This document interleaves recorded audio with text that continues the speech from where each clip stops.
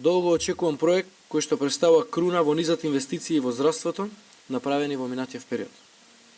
Клиничкиот центар Мајка Тереза е најголем здравствен комплекс во Република Македонија. Значи, нашиот став, како влада, пак и како Министерство за здравството зборам, повеќе би сакале да вложиме уште нешто, наши пари, еднаш за следните 40-50 години да направиме асолен клинички центар некаде во периферија. Нов клинички центар на ново место како Гринфилд инвестиција е парцијално решение и дека само такво решение нуди нов тип на здравствена услуга. Споеноста на клиниките, соработката, односно конзилијарната соработка меѓу клиниките би убрзала во третман на пациенти. 4 министри, 6 локации во игра и 6 фирми изведувачи. Првичните 72 пораснаа на 508 милиони евра, изгубени години. Македонија е се уште без нов клинички центар, а уште треба и да плаќа пенали.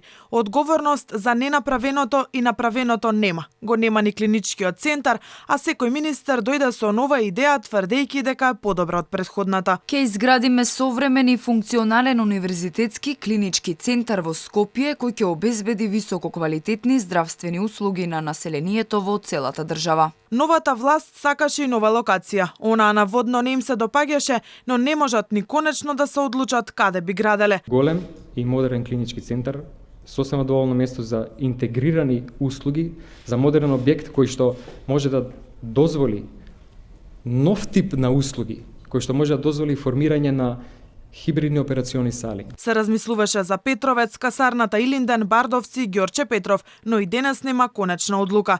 За сега од сите најави и ветувања резултатот е еден – 8,5 милиони евра кои треба да и се платат на италијанската компанија, зашто Венко Филипче го раскина договорот подпишан од неговиот претходник Никола Тодоров.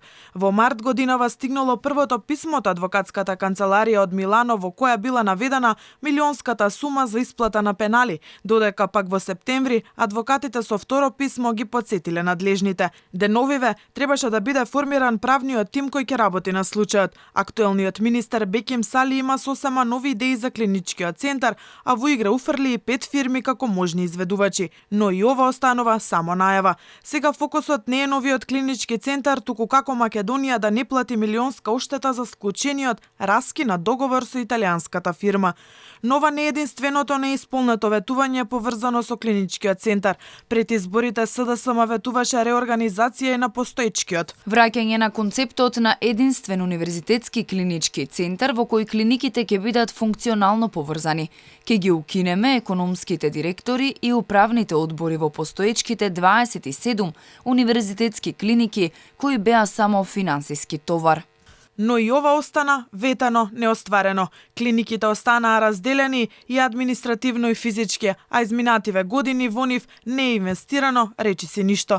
Единствениот нов изграден објект е модуларната ковид болница. Хаосот во уличките и на паркинзите околу врвниот македонски здравствен центар останува да го рефлектира хаосот во македонскиот здравствен систем.